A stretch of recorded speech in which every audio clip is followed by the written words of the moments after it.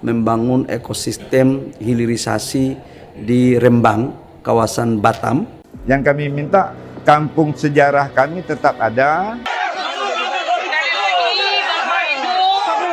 Ruang hidup warga di Pulau Rempang akan dirampas.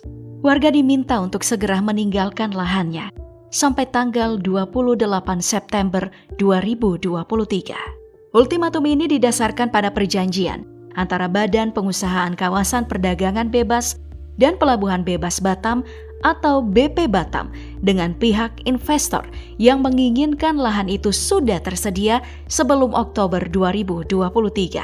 Yang berarti harus segera kosong karena proyek udah siap dikerjakan. Luas wilayah yang menjadi objek perjanjian ini adalah 17.600 hektar yang tersebar di Pulau Rempang sampai Pulau Subang Mas. Dengan masa perjanjian 80 tahun. Itu semua demi proyek strategis nasional 2023 bernama Rempang Eco City. Proyek ini akan mengubah Pulau Rempang dan sekitarnya dari pulau biasa, tidak produktif menurut Mahfud MD, menjadi kawasan industri, perdagangan, hingga kawasan wisata terintegrasi agar bisa bersaing dengan Malaysia dan Singapura. Proyek ini sendiri kabarnya akan menyerap 306.000 tenaga kerja sampai tahun 2080 dengan target investasi sampai 381 triliun rupiah. Proyek ini dikerjakan oleh PT Makmur Elograha atau MEG, anak perusahaan milik Tommy Winata. Sebenarnya ini adalah proyek lama yang telah diteken sejak tahun 2004, tapi mati suri karena pada tahun 2007 didapati dugaan korupsi yang menyeret nama Tommy Winata sebagai saksi. Bertahun-tahun mati suri.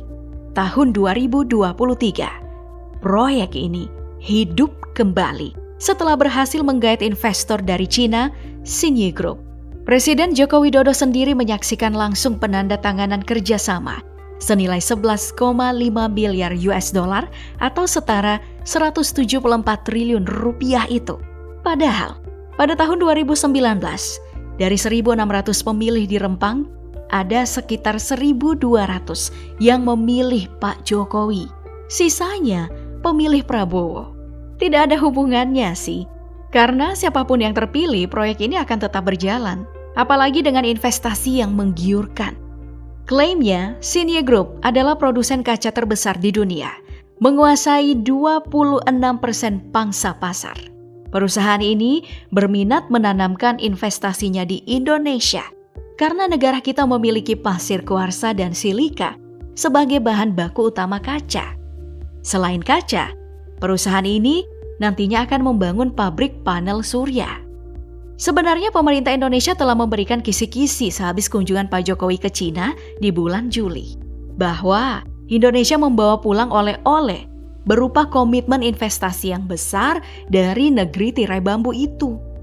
Ya, ini adalah kabar gembira bagi pemerintah dan investor, terutama dalam persaingan ekonomi dengan negara tetangga yang dekat dengan Batam, Singapura, dan Malaysia. Proyek ini dianggap sebagai langkah awal menuju kemajuan di Batam. Batam akan berubah menjadi pusat industri di bagian hilir Sumatera yang akan mengalahkan Singapura. Akan mengurangi pengangguran karena serapan tenaga kerjanya cukup banyak. Akan pula meningkatkan pertumbuhan ekonomi kota Batam dan menjadi daerah berpengaruh di Kepri. Tahun 2022 saja ekonominya tumbuh sampai 6,84%. Akan membuat Batam sebagai daerah wisata yang terintegrasi dengan 7 zona pengembangan. Belum lagi ini menjadi angin segar hubungan antara Indonesia dan Cina.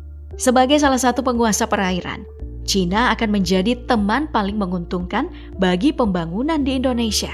Inilah yang membuat Menteri Investasi atau Kepala Badan Koordinasi Penanaman Modal atau BKPM Bahlil Lahadalia menyimpulkan sementara bahwa banyak pihak asing yang tidak senang dengan kemajuan di Batam.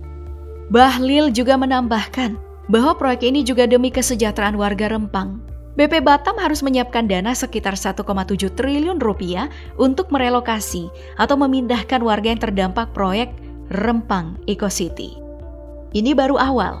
3 kampung yakni Kampung Sembulang Hulu, Kampung Sembulang Tanjung, dan Kampung Pasir Panjang menempati lahan seluas 2.000 hektar dari total 17.600 hektar proyek.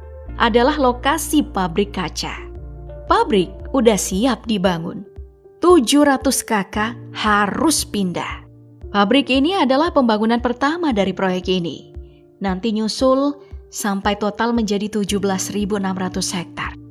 Yang siap pindah akan diberikan lahan seluas 500 meter persegi per kepala keluarga yang telah disertifikatkan pemerintah, beserta rumah tipe 45. Yang siap pindah dan ingin ganti untung harus menyerahkan beberapa dokumen-dokumen termasuk surat penguasaan tanah selama 10 tahun berturut-turut.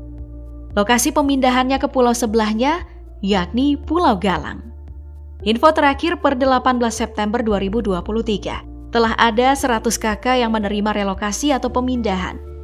Itu saja masih kurang dari jumlah di 3 kampung yang harus kosong segera. Sedangkan total penduduk Rempang adalah 2.700 kakak.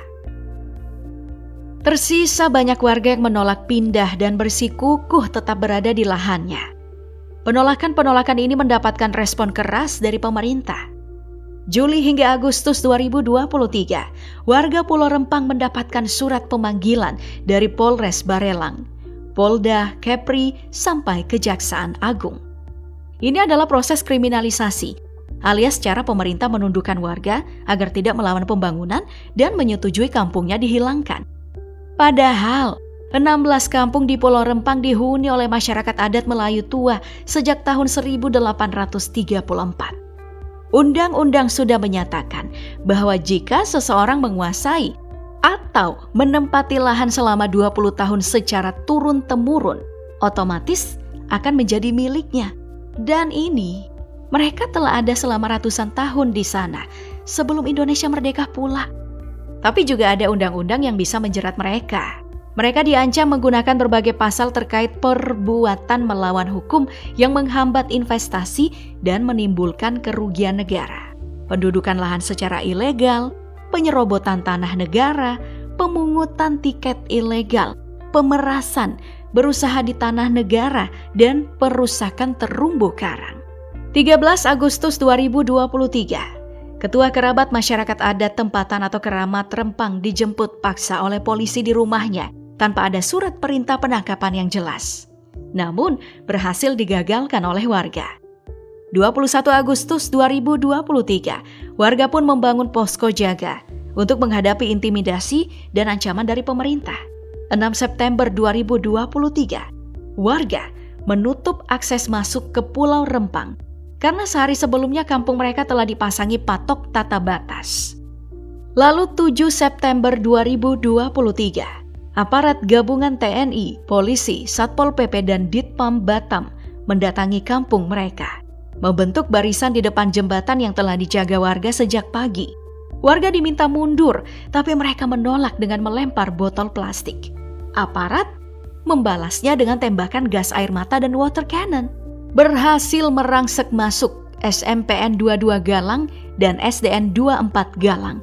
Kena tembakan gas air mata. Meski pihak sekolah telah meminta untuk tidak menembak. Bentrok tak setimpal itu pun terjadi. 11 siswa sekolah dasar dilarikan ke rumah sakit dan 8 warga ditangkap.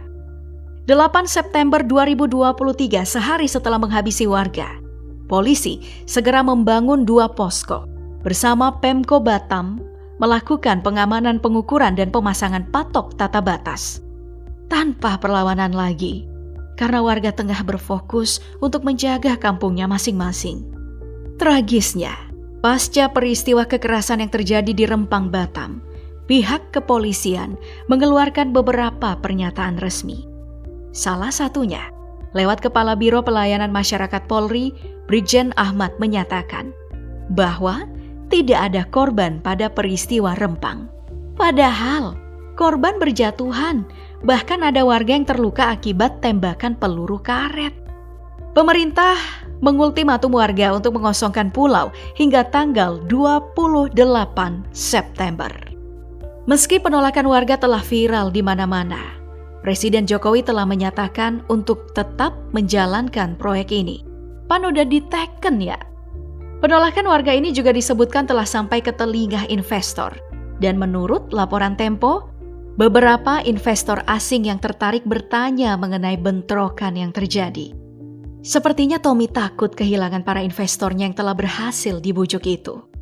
Nah, apakah warga Rempang juga berhasil dibujuk oleh Tommy Winata dan investornya? Ataukah mereka tetap bertahan di lahan mereka? Kita lihat perkembangan selanjutnya.